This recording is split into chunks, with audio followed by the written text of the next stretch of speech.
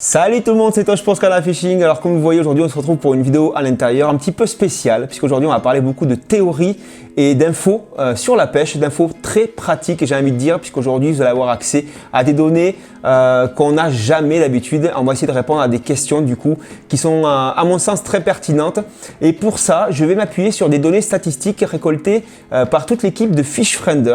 FishFriender, vous connaissez peut-être pas, mais en tout cas, vous allez vite savoir ce que c'est car j'ai avec moi ici Greg. Salut Greg, comment tu vas? Salut Tosh, ça va et toi?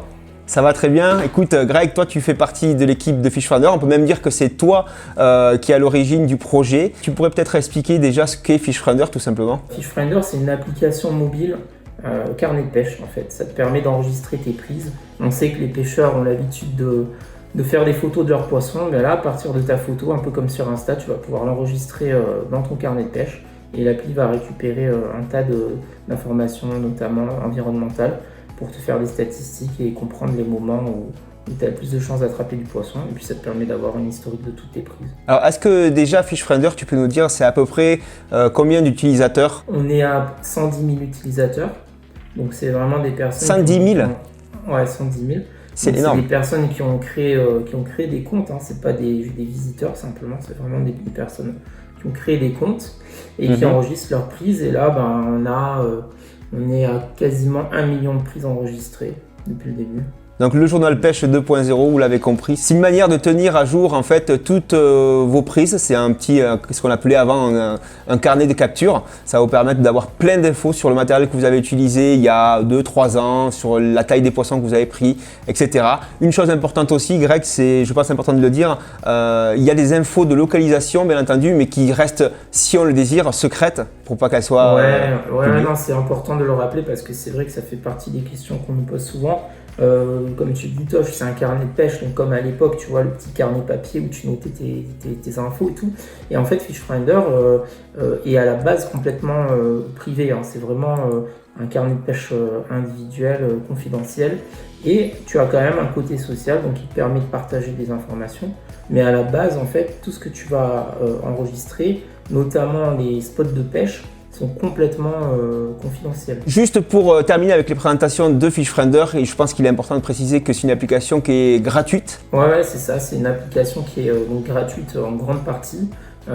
Tu vas pouvoir enregistrer tes prises, tu vas pouvoir rentrer ton matériel de pêche, avoir accès à toutes les informations de météo gratuitement. Et puis comme c'est forcément c'est aussi une entreprise, il faut la faire tourner. Donc il y a une partie premium.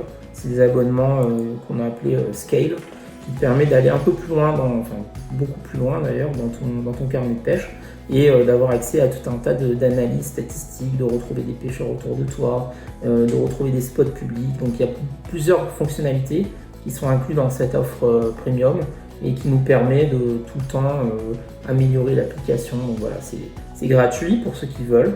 Mais ça fait plaisir quand vous prenez le premium aussi, quoi. Vous l'avez compris, c'est un outil surpuissant. Depuis que c'est sorti, il y a eu énormément de mises à jour, c'est très stable. Donc voilà, les présentations sont faites. Maintenant, on va passer au cœur de cette vidéo. Et bien sûr, vous avez vu pas mal d'infos récoltées par toute l'équipe de FishFriender concernant la météo, les données de pêche tout simplement par des milliers d'utilisateurs. Et chez Scala Fishing, on s'est dit, tiens, mais ça serait pas mal d'avoir des retours là-dessus et de vous les donner tout simplement. Donc on a un petit peu craqué le code de FishFrinder aujourd'hui et on va essayer de répondre à toutes les questions que se posent les pêcheurs. Donc Greg, avec toutes les infos que vous avez compilées depuis maintenant un certain nombre d'années, je vous ai demandé quelques questions qui, je pense, sont des questions que tous les pêcheurs de France et du monde entier se posent. Et vous, ce que vous avez fait dans un second temps, c'est que vous avez compilé toutes les données statistiques que vous avez recueilles grâce à FishFriender pour donner un début de réponse. Alors ma toute première question, c'est tout simplement de savoir à quel moment de la journée les gens ont enregistré le plus de prises. Ça nous permettra un peu de savoir à quel moment de la journée, globalement, est-ce que ça mord le plus, tout simplement. Ouais, écoute, Tosh, donc déjà dans l'appli, il n'y a pas de notion, dans les statistiques, tu n'as pas forcément de notion d'heure, mais plutôt de différence de moment entre le lever du soleil et le coucher du soleil. Donc c'est comme ça qu'on va pouvoir répondre à cette question. Et donc par rapport à la phase solaire, clairement, ça va dépendre des espèces. Donc si on parle par exemple du brochet, je pense que ça intéresse pas mal de monde. Nous on a constaté que c'était assez régulier, mais tu avais quand même un petit pic juste en descente du soleil. Donc quand le soleil il a son zénith, tu vois, qui commence à descendre, là, juste après-midi, en fait, le brochet apparemment est plus actif. Donc ça, c'est un premier truc. Je sais pas si tu peux, si ça te dit quelque chose par rapport à tes expériences. Je suis pas très du matin et honnêtement, j'ai rarement pris, en tout cas, des beaux sujets le matin tôt. Par contre, entre midi et 2, et puis effectivement le coup du soir, quand l'activité commence à se réveiller, je pense que c'est ça dont tu veux parler. Après, si on parle en termes d'espèces, c'est assez intéressant parce que tu me disais c'est pas la même chose pour l'autre espèce. Par exemple, pour la perche, il y avait d'autres infos. La perche, ça va être vraiment au début de journée, tu vois, enfin, dès que le soleil commence à monter jusqu'à midi, là c'est là où on constate le plus de prises. Donc ça suit la course du soleil, bon, c'est vraiment ça. Après ça dépend quand même des spots, hein. On va relativiser sur toutes les infos que vous allez voir dans cette vidéo, bien entendu, tout n'est pas vrai, c'est juste des données compilées sur tous les utilisateurs de FishFriender, donc ça représente des milliers et des milliers de prises, mais encore une fois, il y a des spots avec leurs spécificités. Ce que tu dis, par exemple sur les lacs de barrage dans le sud, c'est très vrai, quoi. C'est-à-dire qu'on a souvent des perches le matin qui vont mordre toute la matinée jusqu'à midi. Après le zénith du soleil, on se rend compte que jusqu'au coup du soir, on a une baisse progressive des touches, en tout cas sur la perche. Donc ça correspond un peu à ce que nous, on remarque sur nos lacs. Et puis un autre poisson qui est encore différent, on va parler aussi par exemple du cendre. Et là, c'est plutôt évident. Donc dis-moi tout. Donc nous de notre côté, c'est vraiment, on note une grosse activité dès le début de la journée, vraiment les premières heures de jour et fin de journée. Voilà. Donc c'est juste avant le coucher, on va pas dire la nuit, mais juste avant le coucher du soleil, en tout cas, l'activité augmente. Ouais. Tu viens de le dire parce qu'il faut rappeler à tous nos amis pêcheurs qu'il est interdit de pêcher une demi-heure après le coucher du soleil. Donc tenez-vous bien au courant de vos horaires légaux de pêche dans vos départements. Deuxième question qu'on se pose énormément quand on pêche, c'est tout simplement quels sont les poissons les plus pêchés en France. Donc Greg, toi avec tes milliards de données collectées au fur et à mesure des années de FishFriender, quel poisson est le plus pêché en France tout simplement?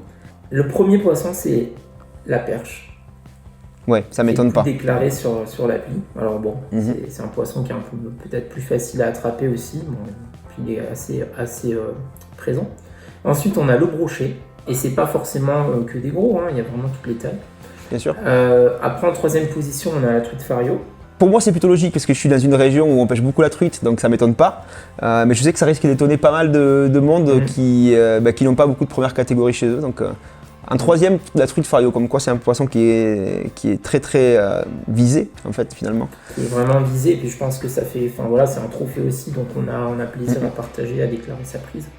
En quatrième, ça va être le gardon, parce que sur FishFrinder, il y a tout type de pêcheurs. Hein. Tu as des pêcheurs au cou également, pêcheurs poisson blanc. Et puis clairement, en retour des demandes des pêcheurs au cou, par exemple, si tu veux, quand tu enregistres une prise sur l'appli, une fois que tu sélectionnes ton espèce, tu peux mettre la quantité. Donc tu n'es pas obligé d'enregistrer 10 fois ton gardon. D'accord. Tu vas pouvoir enregistrer le gardon, mettre la quantité de 10, et après soit mettre une taille moyenne, soit mettre une taille totale de ta bourriche en poids pareil, quoi.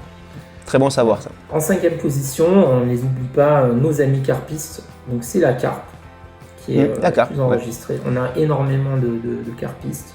Et surtout, c'est un poisson qui est pêchable toute l'année, quoi. Donc clairement, tu vois, il y a des phases quand le carnet est fermé, les carpistes sont là à fond sur l'appli. Donc ça fait plaisir de voir quand même du poisson qui arrive sur l'application, quoi. Très bien. Après, on a quand même le black bass qui arrive juste après et le bar en mer. Bizarrement, le cendre est bien retrait par rapport à ça. Et je crois savoir pourquoi, moi, Greg. Les gros passionnés de cendre, en fait, sont des gens qui pêchent beaucoup en bateau, en général, notamment en vertical ou sur les techniques, et qui demandent un peu plus de moyens. Ça dépend des spots, mais en tout cas, nous, les lacs de barrage du bord, l'hiver, par exemple, ça sert à rien, ou peu. Et puis, il y a l'hiver, comme je disais, les températures. Le cendre, c'est un poisson qui se pêche beaucoup l'hiver, et on sait vraiment, toi comme moi, que beaucoup de gens, en fait, arrêtent ou calment la pêche quand il fait froid, tout simplement. Une nouvelle question qui va en intéresser plus d'un. Donc on a parlé de tous les poissons qui étaient le plus pêchés en France. Maintenant on va essayer de parler des tailles moyennes de ces poissons par espèce. Est-ce que vous avez été surpris sur l'ensemble des résultats enregistrés sur FishFinder ou pas plus que ça? Alors clairement quand tu parles de taille moyenne, tu prends vraiment en compte toutes les prises. Donc nous on s'attendait à ce que les gens enregistrent plutôt les gros poissons et que du coup la taille moyenne soit un petit peu surévaluée, tu vois. Mais en fait non, parce qu'en fait non, les pêcheurs enregistrent vraiment toutes leurs prises, donc même les plus petites. Et donc on reste dans des tailles moyennes qui sont, je pense, assez correctes, mais qui sont pas non plus énormes. Donc si par exemple je te prends l'exemple de la perche, on va être sur une taille moyenne à 12 cm, tu vois. Ouais, Ce qui n'est pas énorme. Par contre, on a quand même les plus gros spécimens qui sont à 46. Donc ça fait des beaux poissons. Mais je suis sûr que parmi toutes les personnes qui nous regardent, il y en a qui battent ce record. Donc je les invite à défoncer le record de l'appli. Bon, sur les tailles moyennes, c'est, je dirais, assez attendu. Par contre, sur les tailles maximales enregistrées, je pense qu'il y a des records à battre sur FishFinder malgré le nombre de gens qu'il y a. Après, on va rester là pour les tailles moyennes si tu veux bien. Donc, par exemple, je vois le brochet par exemple en France, la taille moyenne des captures de brochet en France sur FishFinder, encore une fois. C'est pas une vérité absolue, mais on parle quand même de beaucoup de données, donc c'est quand même très intéressant. Donc la taille moyenne du brochet en France, elle est de 50. 50, quasi moins de 50, 49,9 tu vois.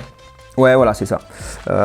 Donc avec un taux de relâche, parce que ça aussi, quand vous enregistrez un poisson, vous indiquez si vous relâchez ou pas votre poisson. On a un taux de relâche donc sur le brochet, tu vois, qui est à 90,5%.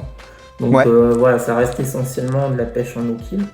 Exactement. C'est pas le cas sur toutes les espèces, tu vois. Tu as des espèces comme le bar où on va être plutôt à 74%. Non, ça se comprend aussi, hein, la pêche, c'est aussi fait pour se faire plaisir. Ouais. On voit qu'en eau douce, effectivement, la perche, le cendre et même le silure sont des poissons qui sont globalement pas mal relâchés. Hein. Enfin, en tout cas, par les utilisateurs de FishFinder, encore une fois. On est bien conscient qu'il y a beaucoup de pêcheurs qui n'utilisent pas du tout FishFinder et qui gardent absolument tout. C'est ce qu'on appelle des viandards, mais ils ne sont pas sur FishFinder, en tout cas pas tous. Mais voilà, on a à peu près des taux qui dépassent les 84% de relâche pour tous les carnassiers. C'est plutôt une bonne chose. La taille moyenne du cendre, là, si on veut faire le tour des carnats, elle est à 39 cm. Et on a le plus gros spécimen qui est enregistré à 89. Donc tu vois, pareil, c'est beau, mais c'est à battre. Maintenant, on va parler un petit peu géographie avec Greg, puisque des utilisateurs de FishFinder, donc il y en a beaucoup en France, il y en a même à l'étranger. On verra ça un peu plus tard. Mais déjà en France, Greg, est-ce que tu peux nous dire tout simplement où est-ce que ça pêche le plus? Donc là, il ne s'agit pas de faire la compétition entre les régions, hein, on n'est pas à Koh-Lanta. mais ce qu'on peut dire, c'est que si on considère les principales espèces de carnassiers, on est quand même un peu homogène sur tout le territoire, mais on a une plus grosse densité vers le nord. Donc nord et un peu l'ouest. Voilà. Donc je sais pas, Tosh, si ça t'étonne ou pas. Honnêtement, ça m'étonne de voir qu'il y a apparemment plus de pêcheurs dans le nord de la France. Et ça va, quand je vois la diagonale, c'est vraiment Bretagne, Île-de-France, nord et est aussi. Hein. Une bonne densité aussi vers l'Auvergne, enfin tout ce qui est Auvergne-Rhône-Alpes. Rhône-Alpes, oui, autour de Lyon aussi. Ouais. Donc je comprends aussi que ce soit des zones plus densément peuplées, c'est peut-être pour ça. Bien que dans le sud, quand même, on voit un tout petit point rouge au niveau de Toulouse. On voit que ça pêche beaucoup autour de Toulouse. Bizarrement, le sud-est semble moins pêché, en tout cas par les utilisateurs de FishFinder. Ça, c'est assez étonnant. Ouais. J'avoue que je suis assez étonné de voir qu'il y a quand même beaucoup plus de pêcheurs dans la moitié nord de la France. Pourquoi sur FishFinder, en tout cas, des milliers de pêcheurs pêchent plus au nord de la France que dans le sud? C'est assez étonnant, mais vous le direz dans les commentaires. La prochaine question va vous intéresser aussi sûrement, c'est une question qui nous intéresse tous, c'est quelle leurre par espèce marche le mieux, ou en tout cas quelle leurre au pluriel, puisqu'il y en a plusieurs, marche le mieux. Greg, par exemple pour le brochet, est-ce que tu peux nous dire quelles leurres ont été le plus souvent enregistrées pour pêcher le brochet sur FishFinder? Ouais, tout à fait, Tosh. Alors pour le brochet, si on se concentre sur le top 6 des leurres, on retrouve 3 fois, donc dans les 6, des leurres de type spintail. Voilà, alors c'est pour ceux à qui ça parle pas, le spintail c'est, vous savez, ce qu'on appelle communément un divinator, parce que Bivois a été une marque qui a vraiment démocratisé ce type de leurre, le spintail. C'est juste un leurre souple avec une lame, souvent en feuille de sol, en queue, en fait, tout simplement, et avec un hameçon simple sur le dos et un hameçon triple dessous. Je sais pas, on peut faire différentes théories là-dessus. Je pense que c'est un leurre qui est assez facile à animer. Et qui pêche une bonne partie de l'année. Un lac de barrage chez nous, ça se vérifie beaucoup. C'est un leurre qu'on utilise beaucoup, le Divinator et tout. Je dis Divinator, mais ça peut être toutes les marques aussi qui en font. Et c'est un leurre qu'on utilise beaucoup, tout simplement parce que les lacs de barrage sont assez profonds et pour pêcher sur des grosses cassures ou des pentes assez raides, c'est un leurre qui marche très très bien.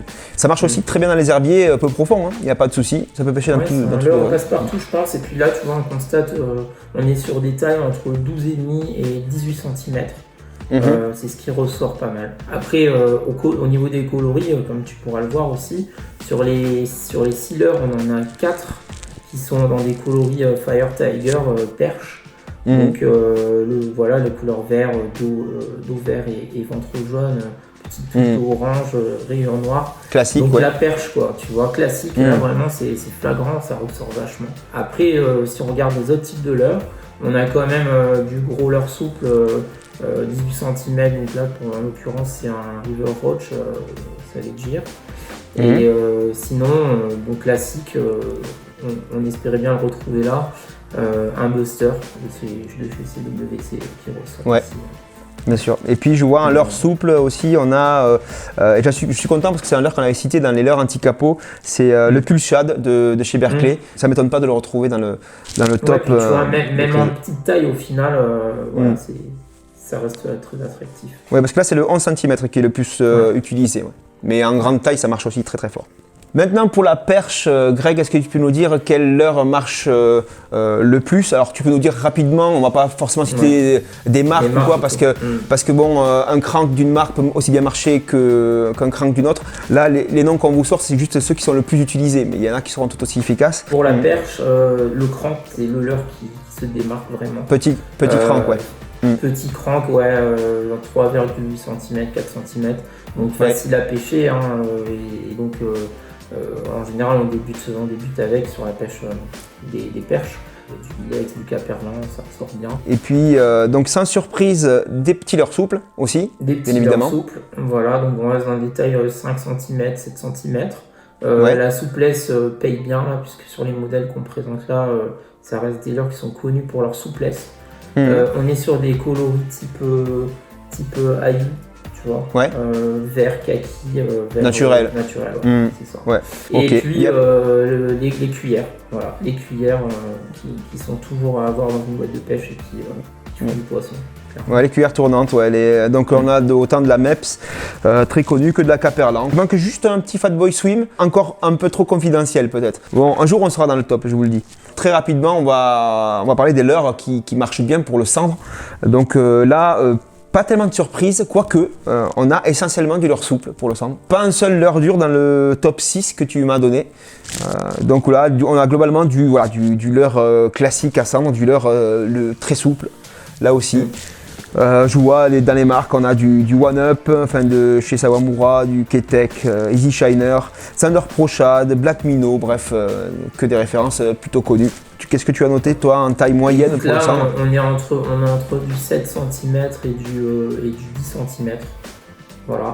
Et c'est ce qu'on retrouve le plus. Après, là on est sur les top 6, on n'a que du leurre souple, ça ne veut pas dire que d'autres types de leurre ne fonctionnent pas.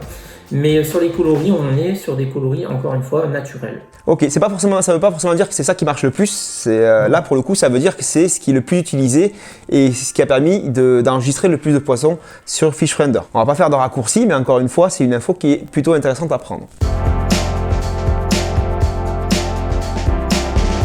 Greg, sujet qui porte parfois à débat. Est-ce que la Lune a eu une incidence sur le nombre de prises enregistrées sur FishFinder? Je crois qu'il le calcule même automatiquement selon la date, c'est ça? Ouais, c'est ça en fait. Quand tu enregistres ta prise, directement la Lune est détectée, donc ça permet de faire les stats tout seul en fait. Alors dis-moi tout, est-ce que la Lune a vraiment une incidence sur le nombre de captures des poissons? En fait, ça va dépendre des espèces. Ok. Si tu regardes la carte, par exemple, la période de la pleine lune, on voit qu'elle est meilleure. D'accord. Et pour le cendre, par contre, ça va plutôt être à la nouvelle lune, en fait, que ça sera meilleur. Et sur les autres espèces communes, comme le brochet, la perche, il n'y a pas de différence visible. C'est plutôt, je pense, une combinaison de paramètres que tu devrais regarder. Parce que la lune toute seule, en fait, ça va dépendre aussi de la saison, ça va dépendre aussi des techniques de pêche, tu vois, donc, Bien sûr. et de l'heure à laquelle tu vas pêcher. Donc, on n'est pas encore à ce niveau de détail-là. Par contre, chaque personne, selon sa pratique, va accéder à ces statistiques par rapport à la Lune. Donc là, ça peut être intéressant de regarder en fait par profil de pêcheur plutôt. Il y a plein de théories possibles du coup. Non, mais c'est vrai, moi je viens du monde de la mer et de l'exo, et on me disait que les poissons marins se nourrissaient plus la nuit quand il y avait la pleine lune en fait, et que la journée c'était plutôt compliqué. Voilà. Chose qu'on entend souvent en eau douce aussi. Hein. Voilà. On a beaucoup de gens n'aiment pas la pleine lune. En tout cas, sur les résultats de FishRender, vous n'avez pas vu qu'il y avait moins de captures en période de pleine lune, en tout cas sur le carnassier, qu'en période autre. Non, comme je te dis, à part pour le cendre, non. Toujours dans le domaine un petit peu facteur météorologique, on va parler du vent maintenant. Vent du nord, rien ne mord, c'est ce qu'on dit beaucoup quand on est pêcheur. Moi honnêtement, j'y crois beaucoup plus que la lune, le vent. Donc pareil, quand vous enregistrez une prise sur FishRender, il détecte automatiquement le vent qui faisait à quelle puissance ce jour-là, surtout sa direction. Donc en cumulant toutes les données, chez FishRender, vous pouvez maintenant nous dire enfin, est-ce qu'il y a un vent plus favorable que d'autres pour capturer des poissons? Là, tu mets la pression, la toche. Alors, si on parle de la mer, comme tu dis, ce qui va dépendre aussi, ça va dépendre du spot, parce que selon le spot où tu es, je te dis, c'est un vent d'est, ça peut être un vent qui vient de la mer, un vent qui vient de la terre, tu vois. Donc c'est plus l'orientation du vent par rapport à la côte qu'il faudra retenir, et du coup aussi le sens de la houle. Donc pour la mer, franchement, je ne veux pas dire de bêtises parce que ça va vraiment dépendre du spot. Par contre, pour le brochet, en eau douce, on note une diminution du nombre de prises quand tu as un vent d'est, nord-est. D'accord. Est, nord-est, il y a moins de prises. Et le nord reste le moins bon. D'accord. Voilà. Bon, c'est souvent. Donc c'est vrai. Les anciens ont très rarement tort dans les dictons. Donc quand je disais vent du nord, rien ne mord, il y a du vrai. Le vent du nord, c'est souvent associé à un front froid, même quasiment tout le temps.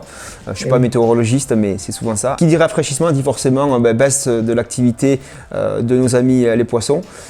Voilà. Est-ce que tu as un vent préféré, toi, Greg? Est-ce qu'il y a des choses qui, au contraire, en termes de nombre de captures, qui se dénotent par exemple, je pense au vent du sud, vent d'ouest. Ouais, moi j'aime bien le vent du sud-sud-ouest, tu vois. Après, la vérité, c'est que là, on vous donne des tuyaux un peu pour avoir les meilleurs moments pour aller pêcher. Mais quand tu as l'occasion d'aller pêcher, de toute façon, tu vas pêcher, tu vois. Ouais, c'est ça. Et encore plus, nous qui bossons à fond là, sur le projet, au final, on a très peu le temps d'aller à la pêche. Donc, je t'avoue que dès que j'ai une ouverture, j'y vais. Et je préfère, moi, après, me faire ma propre expérience par rapport à mes données à moi, sur le nombre de sorties que je vais faire. Donc, ne perdez pas espoir, quoi, allez pêcher.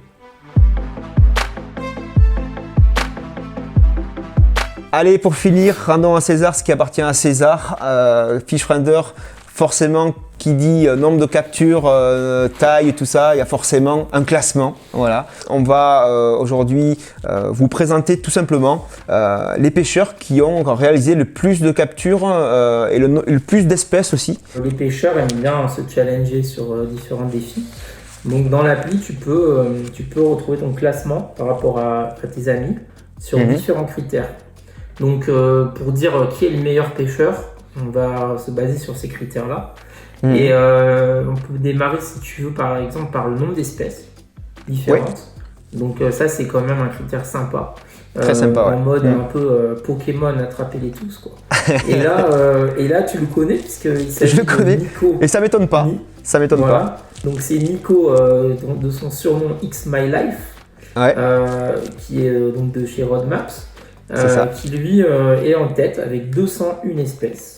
Alors Nico, vous l'avez vu dans nos vidéos en Guadeloupe, justement sur un battle multi-espèces. C'est quelqu'un qui a toujours eu cette ligne de mire, c'est faire le plus grand nombre d'espèces possible dans sa vie. Il parcourt le monde en fait dès qu'il peut pour choper des espèces. Alors c'est marrant parce que des fois il va pas très loin de chez lui, mais il lui faut absolument une espèce en particulier. Son profil, franchement, moi, je vous invite à aller le voir, hein, ça fait voyager.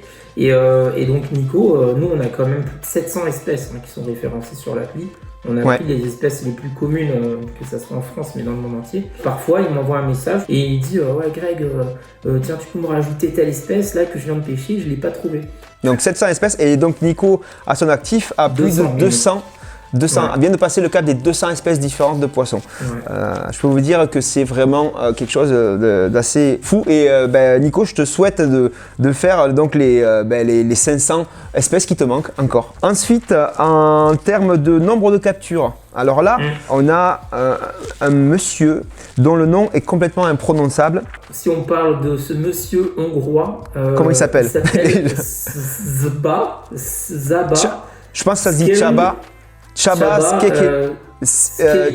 Szekely. C'est un hongrois, un pêcheur hongrois. Alors, vu son carnet de pêche, ça doit être un pêcheur carpe, tu vois.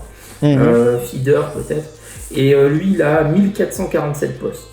Donc c'est pas mal, c'est respectable. Après, si tu parles en nombre de poissons, parce que là, on parlait du nombre de postes, mais tu peux enregistrer des postes des bourriches. Poissons.